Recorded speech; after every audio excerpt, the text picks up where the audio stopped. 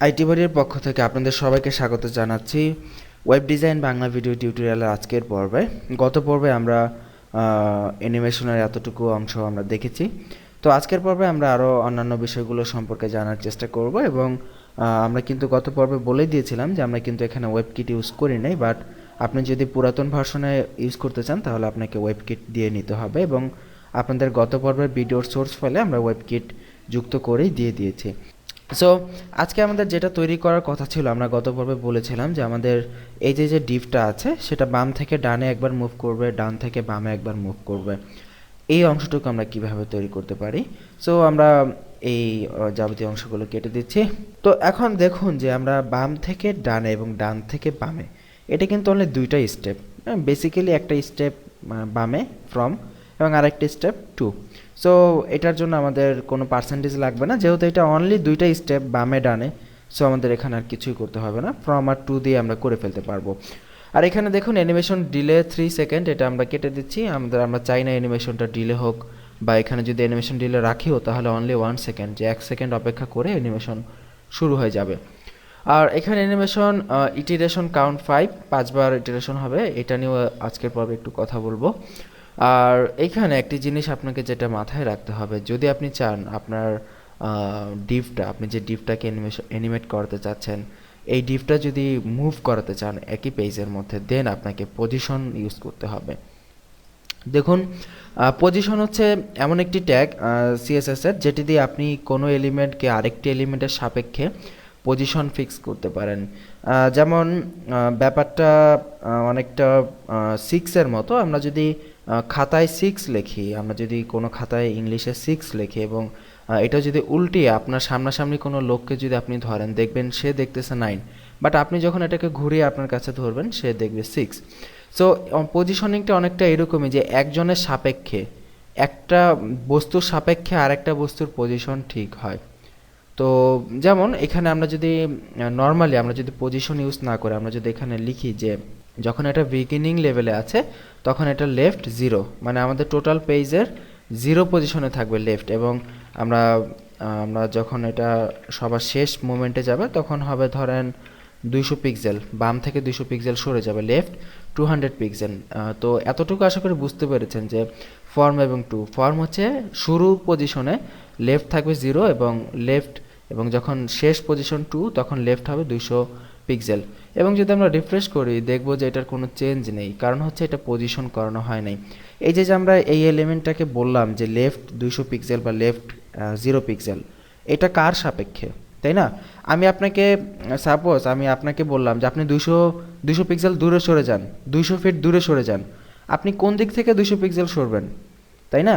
আমি যদি আপনার সামনে দাঁড়ানো থাকি তখন আপনি আমার থেকে 200 পিক্সেল বা 200 ফুট দূরে সরতে পারবেন। বাট আপনাকে যদি বলে না দেওয়া হয় যে আপনি কার সাপেক্ষে দূরে সরে যাবেন, তাহলে কিন্তু আপনি নড়তে পারবেন না, বা আপনি বুঝবেনই তো না। আপনাকে যদি হুট করে বলা হয় আপনি 200 ফুট সরে যান, আপনি কোন দিকে সরে যাবেন, তাই না? কার সাপেক্ষে সরবেন? সো অবশ্যই আমাদের সাপেক্ষটা ইউজ করতে হবে, যে এই যে এলিমেন্টটা আমরা এখানে লিখলাম যে লেফট 200 পিক্সেল বাম থেকে 200 পিক্সেল সরে যাবে, এটা কার সাপেক্ষে সরে যাবে? এটা সরে যাবে টোটাল পেজের সাপেক্ষে। সো এই ক্ষেত্রে আমাদের এই টোটাল পেজটাকে বা এই ডিভটাকে আমাদেরকে পজিশন করতে হবে রিলেটিভ। যখনই আমরা এটাকে পজিশন রিলেটিভ করব, যে এই টোটাল পেজের সাপেক্ষে এটা সরে যাবে, তখনই আমাদের এটা কাজ করবে। সো এই পজিশনিং নিয়ে আমরা ভবিষ্যতে আরও অনেক কথা বলবো, কারণ এটা অত্যন্ত ইম্পর্টেন্ট এবং বিভিন্ন জায়গায় আমাদেরকে এই পজিশনটা ইউজ করতে হবে, বিশেষ করে ড্রপ ডাউন মেনু তৈরির ক্ষেত্রে। সো আমরা পজিশন রিলেটিভ করে দিচ্ছি এবং যদি রিফ্রেশ করি দেখবো আমাদের অ্যানিমেশনটা এখন কিন্তু কাজ করতেছে। এবং যদি আবারও আমরা দেখি অ্যানিমেশনটা, দেখুন কি হচ্ছে, যে এখন এটা বাম থেকে ডানে মানে 200 পিক্সেল সরে যাচ্ছে, বাম থেকে 200 পিক্সেল জায়গা এটা নিয়ে নিচ্ছে।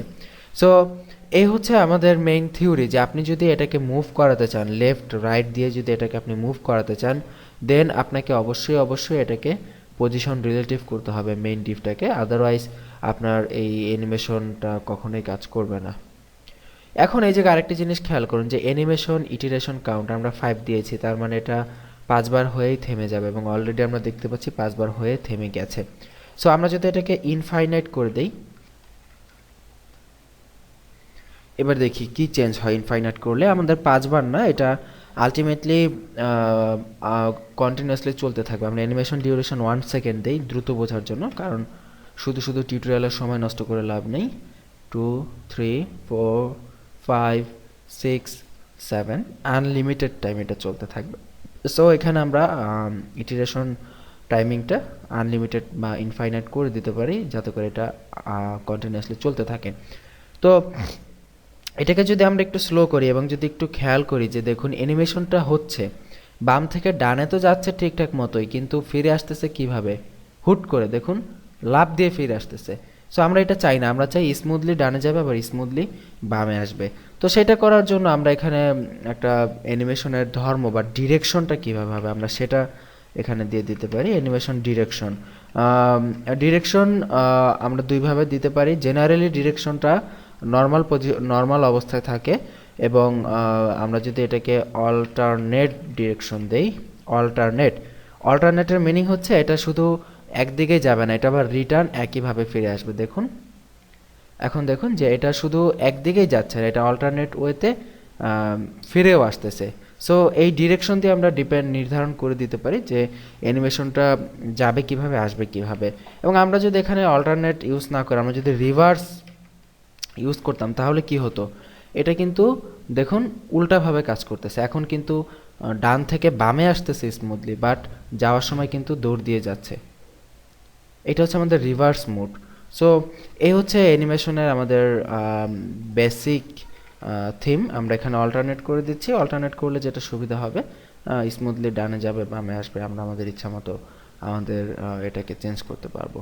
তো আশা করি বুঝতে পেরেছেন যে এই কিভাবে এটাকে আমরা মুভ করতে পারি অ্যানিমেশন প্রপার্টির মাধ্যমে। তো আগামী পর্বে আমরা আরেকটা জিনিস দেখব, এবং সেটা আপনাদেরকে এই পর্বের হোমওয়ার্ক। আগামী পর্বটা দেখার আগে আপনারা বাসায় এই কাজটা প্র্যাকটিস করবেন। এই যে ডিপটা বাম থেকে ডানে মুভমেন্ট করতেছে এইভাবে বাম থেকে ডানে, বাট আমরা চাই এটা বাম থেকে ডানে তো মুভমেন্ট করবেই, এটা ফার্স্টে বামে আছে, তারপরে এটা ডানে যাবে, তারপরে এটা নিচে আসবে, তারপরে এটা আবার এখানে আসবে, তারপরে এটা আবার এখানে যাবে, তারপরে আবার এখানে যাবে। দ্যাট মিন্স এটা এইভাবে, তারপরে এইভাবে, তারপরে এইভাবে, তারপরে এইভাবে কন্টিনিউয়াসলি সে চারদিকে এইভাবে ঘুরতে থাকবে। এইটা হচ্ছে আপনাদের আগামী পর্বের হোমওয়ার্ক। আগামী পর্বটি দেখার পূর্বেই আপনারা এটা ট্রাই করে ফেলুন। যদি সফলভাবে করতে পারেন তাহলে মনে করবেন যে আপনি খুব ভালোভাবে শিখতে পারতেছেন, আর যদি না করতে পারেন তাও প্রবলেম নেই, আমরা আগামী পর্বে সেটা করে দেখিয়ে দিব। তো সেই পর্বের আমন্ত্রণ জানিয়ে আজকের মতো এখানেই বিদায় নিচ্ছি। ভালো থাকবেন সবাই, সুস্থ থাকবেন। আর আমাদের টিউটোরিয়াল দেখে আপনারা কেমন শিখতে পারতেছেন সেটা আমাদের বা আমাকে ফেসবুকে জানাতে ভুলবেন না। আমার ফেসবুক অ্যাকাউন্ট এবং আপনাদের ইমেল অ্যাকাউন্ট এই টিউটোরিয়াল ডিভিডির সাথেই দেওয়া থাকবে। সো আপনাদের প্রতিটি কমেন্ট, প্রতিটি মন্তব্য আমাদেরকে অনুপ্রেরণা যোগায় এবং আমাদেরকে আমাদের ভুলগুলো সংশোধন করতে সাহায্য করে। ভালো থাকুন, সুস্থ থাকুন। আগামী পর্ব আমন্ত্রণ রইল। আল্লাহ হাফিজ।